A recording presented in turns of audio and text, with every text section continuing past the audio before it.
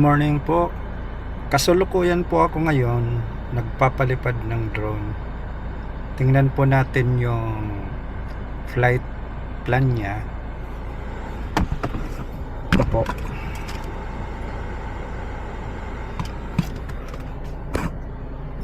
So nasa 4 minutes 39 seconds na siya out of 13 minutes 31 seconds sa flight plan.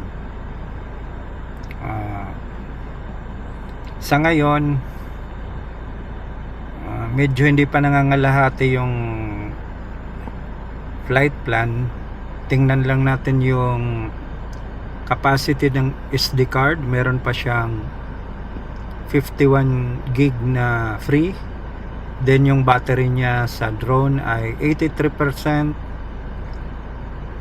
At meron tayong 19 satellites.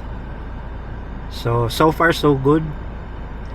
So antay-antay lang tayo until such time na maglanding siya ng kusa.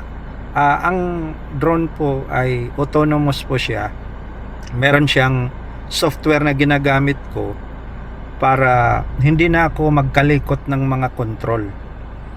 Kung baga, ipasok mo lang yung flight plan mo, then i-go mo lang, siya na ang kukusang lilipad at saka susundin niya kung ano ang path para picturean niya every 1 second yung ano natin, yung minamapa natin na portion. So sa ngayon nasa 116 pictures na siya at saka 6 minutes and 13 seconds na po. Ganun na lang po, update, then mamaya kung lalanding na, babalik ulit tayo. Hello ulit. Ngayon patapos na po yung flight path natin, pabalik na po siya with 244 pictures at saka 12 minutes and counting.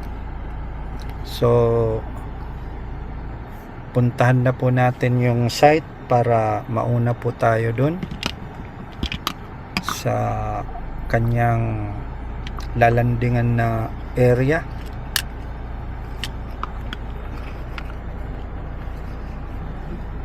Okay. Ay. Yan, pag landing na ganyan ang sound.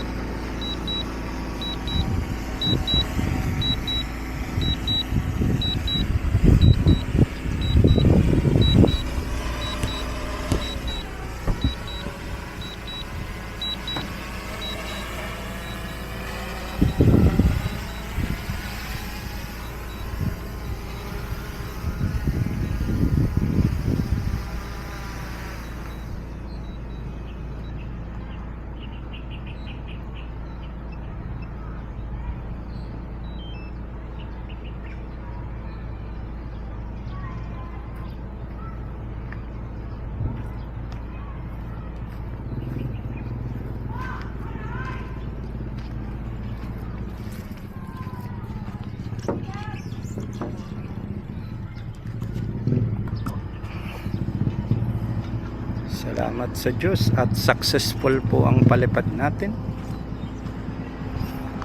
Hindi siya nag-crash.